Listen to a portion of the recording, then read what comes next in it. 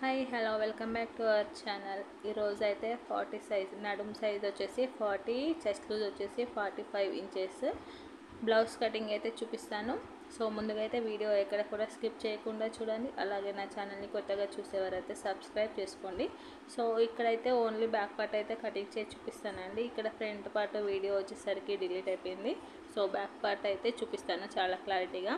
మనకి ఇంత పెద్ద బ్లౌజ్ వచ్చింది అని అయితే భయపడకుండా చాలా ఈజీగా, అంటే చిన్న సైజ్ బ్లౌజ్ అయినా పెద్ద సైజ్ బ్లౌజ్ అయినా కూడా మనము చాలా ఈజీగా అయితే కటింగ్ అనేది చేసుకోవచ్చు. కానీ ఒక హాఫ్ ఇంచు పావు ఇంచు అనేది అన్ని సైజుల దగ్గర పెంచుకుంటేనే మనకి తెలుస్తుందండి. సో ఇక్కడ బ్లౌజు 20 ఇంచెస్ అయితే ఉంది. మనకి బ్యాక్ పార్ట్ అయితే ఇలా ఫోల్డింగ్ అయితే చేసుకుంటే ఆల్రెడీ ఇది నడుము 40 ఇంచెస్ లూజు, నడుము లూజ్ అండి. అలాగే చెస్ట్ లూజ్ కూడా ఇలా మనకి ఇక్కడ బ్యాక్ పార్ట్ సైడ్ చూసుకోవచ్చు, ఫ్రంట్ పార్ట్ సైడ్ అయితే చూసుకోవచ్చు. మనకి బ్యాక్ పార్ట్ సైడ్ అయితే ఇంకా క్లారిటీగా అయితే తెలుస్తుంది. అలాగే నెక్ ఇక్కడ నడుము దగ్గర క్లాత్ అంతా ఈక్వల్గా పెట్టేసుకోవాలి. ఇలా ఈక్వల్గా పెట్టేసుకున్న తర్వాత మనకి కుట్టు అనేది ఉంటుంది కదా, సైడ్ కుట్టు.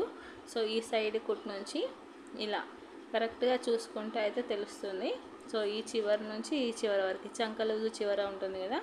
సో 22.5 అయితే ఉందండి. సో 22.5 అంటే డబుల్ చేసుకుంటే అయితే 45 అయితే వస్తుంది కదా. అలాగే ఇక్కడ షోల్డర్ లెంత్ ఎంత ఉందో కూడా చూసుకోవచ్చు ఇప్పుడే. సో బ్లౌజ్ షోల్డర్ దగ్గర కూడా ముడతలు లేకుండా కరెక్ట్గా సెట్ చేసుకోవాలి. ఇలా సెట్ చేసుకున్న తర్వాత మనకి ఇక్కడ ఈ కుట్టు హ్యాండ్ జాయింటింగ్ కుట్టు ఉంటుంది కదా, ఆ కుట్టు నుంచి ఈ కుట్టు వరకు, సో షోల్డర్ రెండు చేతుల కుట్లకి ఇలా స్ట్రైట్గా చూసుకుంటే ఇక్కడ 12.5 ఇంచ్ అయితే వచ్చింది. కావాలి అంటే ఇవే కొలతలతో అయినా కటింగ్ చేసుకోవచ్చు. లేదు అంటే పలానా సైజుకి పలానా కొలత అని అయితే పెట్టుకొని అయితే మనం కూడా కటింగ్ అయితే చేసుకోవచ్చు. సో ఇక్కడ వచ్చేసి మనకి తాన్ పీస్ అయితే తీసుకున్నారండి. మనకి నార్మల్ కట్ పీస్లో అయితే సరిపోవు కాబట్టి వాళ్ళైతే తాన్ పీస్లోనే తెచ్చుకుంటారు. సో లైనింగ్ వచ్చేసి 1.5 మీటర్ కానీ 1.5 మీటర్ అయినా, మీటర్ అయితే సరిపోదండి. లైనింగ్ వచ్చేసి మనకి మెయిన్ క్లాత్ మీటర్ ఉన్నా అడ్జస్ట్ చేసుకోవచ్చు, కానీ లైనింగ్ అనేది కంపల్సరీగా 1.5 మీటర్ అయితే కంపల్సరీగా అయితే ఉండాలండి. మీటర్ క్లాత్ అయితే చాలా జాయింట్స్ అయితే పడతాయి. సో 1.5 మీటర్ అంటే కొంచెం ఫ్రీగా అయితే స్టిచ్చింగ్ అయితే చేసుకోవచ్చు. సో ఇప్పుడు ఇవే కొలతలతో నేను ఇప్పుడు బ్యాక్ పార్ట్ కొలతలు అయితే తీసుకున్నాను కదా, అవే కొలతలతో అయితే నడుము లూజ్ అయితే కటింగ్ బ్యాక్ పార్ట్ అనేది కటింగ్ చేసి చూపిస్తాను. ఇక్కడైతే 2 ఫోల్డింగ్స్ అయితే చేసుకోవాలి. క్లాత్ ఫోల్డింగ్ అనేది మన వైపుకి ఉంచుకోవాలి, ఓపెన్స్ అనేది ఆపోజిట్ ఉంచుకోవాలి. సో ఇక్కడ వచ్చేసి ఇలా ఫోల్డింగ్ అనేది చేసుకున్న తర్వాత కింద ఇలా క్లాత్ ఎగుడు దిగుడుగా క్రాస్గా లేకుండా స్ట్రైట్గా అయితే ఒక లైన్ తీసుకోవాలి.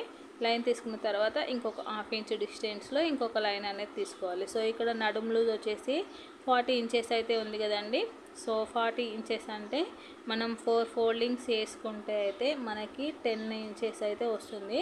సో ఇక్కడ నడుము లూజ్ 10 ఇంచెస్కి ఒక మార్కింగు, అలాగే 1 ఇంచు డాట్ కోసము, అలాగే ఎక్స్ట్రా 2 ఇంచులు ఖర్చు కోసం అయితే పెట్టుకోవాలి. సో ఎక్స్ట్రా 2 ఇంచులు అనేది మన ఇష్టం అండి. 1.5 ఇంచున్నర అయినా పెట్టుకోవచ్చు, లేదు అంటే 2 ఇంచులు అయినా పెట్టుకోవచ్చు.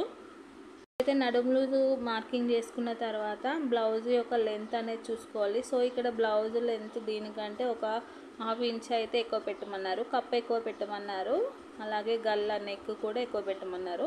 మనకి ఇక్కడ షోల్డర్ దగ్గర ఈ కుట్టు జాయింటింగ్ కుట్టు ఉంటుంది కదా, ఈ జాయింటింగ్ దగ్గర నుంచి ఇలా స్ట్రైట్గా చూసుకుంటే మనకి 16.5 ఇంచ్ అయితే వచ్చింది. సో ఇక్కడ ఈ 16.5కు ఇంకొక పావు ఇంచ్ అయితే కలిపి 16.5 ఇంచులు అయితే పెడుతున్నానండి. సో 16.5 ఇంచులు అంటే ఖర్చుతో కలిపి 17.5 అంటే 1 ఇంచు అయితే ఎక్స్ట్రా కంపల్సరీగా పెట్టుకోవాలి. 16.5 ఇంచులకి మనం 1 ఇంచ్ యాడ్ చేసుకొని 17.5 ఇంచులకి అయితే మార్కింగ్ చేసుకోవాలి. మార్కింగ్ చేసుకొని ఇలా స్ట్రైట్ లైన్ అయితే ఒకటి తీసుకోవాలి. ఇక్కడ పైన కూడా ఇలా డబుల్ లైన్ అయితే చూసుకోవాలి. ఇలా డబుల్ లైన్ అనేది చూసుకున్న తర్వాత మనకి పైన హాఫ్ ఇంచు కింద హాఫ్ ఇంచ్ అనేది వదిలేస్తే మనకి మిడిల్లో చూసారు కదా కరెక్ట్గా 16.5 ఇంచులు అయితే వచ్చింది. సో ఇక్కడ ఇలా మనకి ఈ ఎక్స్ట్రా అనేది నడుం దగ్గర జాయింటింగ్కి షోల్డర్ జాయింటింగ్కి అయితే 1/2 ఇంచ్ అయితే పోతుంది. మిడిల్లో అయితే 16.5 ఇంచులు ఉంటుంది. ఇంతకుముందు మనము షోల్డర్ లెంత్ 12 ఇంచులు అయితే వచ్చింది కదా. సో 12 ఇంచులు అంటే 6 ఇంచులు అయితే మార్కింగ్ చేసుకోవాలి. ఈ 6 ఇంచులు షోల్డర్ లెంత్ 6 ఇంచులు పెట్టుకోవాలి. అలాగే కొంచెం కిందికి కూడా అంటే చంక రౌండ్ తిరిగే దగ్గర కూడా సేమ్ 6 ఇంచుల క్లాత్ అయితే ఉండాలి. ఎక్కువగా ఉంటే ముడత అయితే వస్తుందండి. తక్కువగా ఉన్నట్లయితే మనకి ఇగ్గి పట్టినట్టు టైట్గా అయితే వస్తుంది. కాబట్టి షోల్డర్ దగ్గర ఎంత ఉంటే చంక రౌండ్ తిరిగే దగ్గర కూడా సేమ్ అయితే ఉండాలి. ఇప్పుడు చంక ఆర్మ్ లెంత్ వచ్చేసి 6.5 ఇంచులు అయింది. మనం నార్మల్గా అయితే 6 ఇంచులు పెట్టుకుంటాం కదా. సో ఇక్కడ వచ్చేసి 6.5 ఇంచులు అయితే పెట్టుకోవాలి.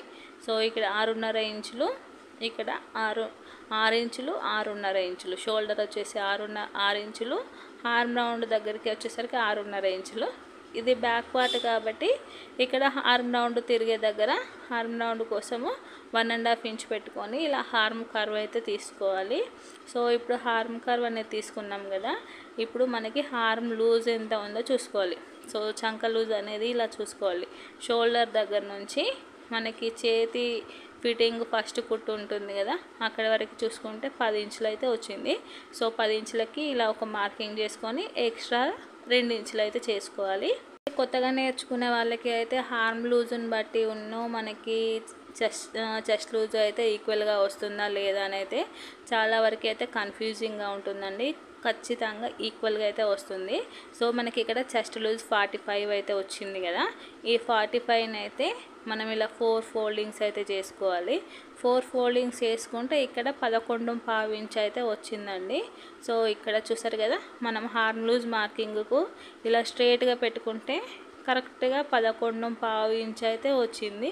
సో మనం ఎలా మార్కింగ్ చేసుకున్నా అంటే హార్మ్ లూజ్ని బట్టి మార్కింగ్ చేసుకున్నా, చెస్ట్ లూజ్ని బట్టి మార్కింగ్ చేసుకున్నా కూడా మనకి రెండు సేమ్గానే ఉంటాయండి.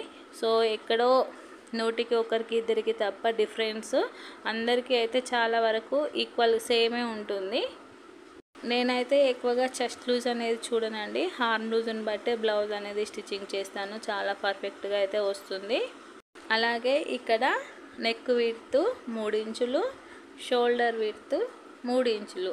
ఇలా 3 ఇంచులు అనేది తీసుకున్న తర్వాత మనము బ్యాక్ నెక్ ఎంత ఉందో చూసుకోవాలి.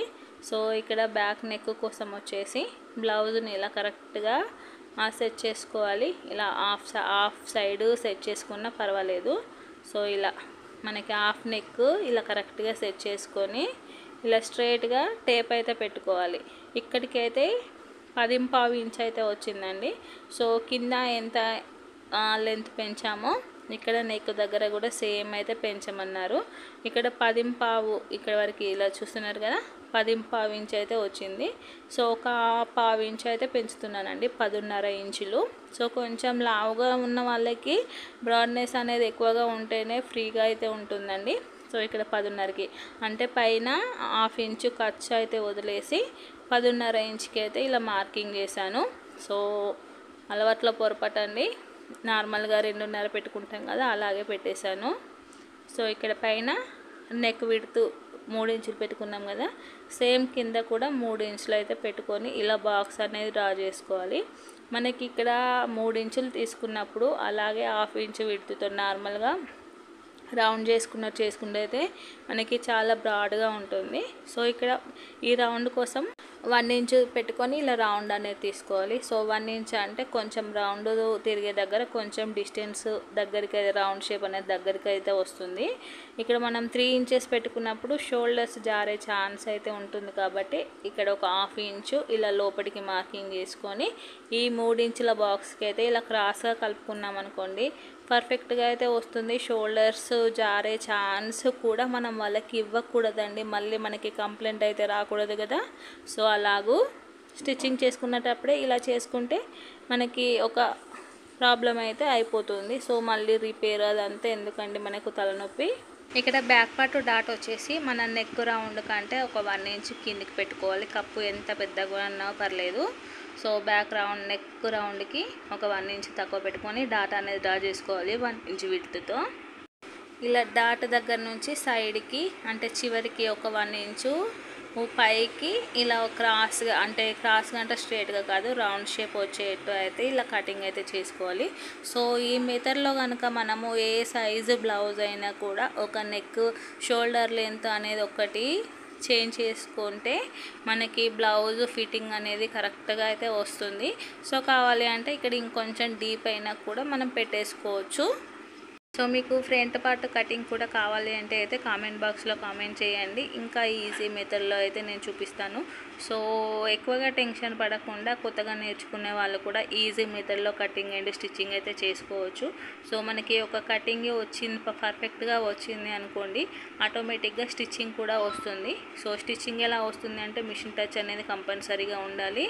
సో మనకి కటింగ్ పర్ఫెక్ట్గా వచ్చినట్లయితే స్టిచ్చింగ్ అనేది చాలా ఈజీగా అయితే ఉంటుంది.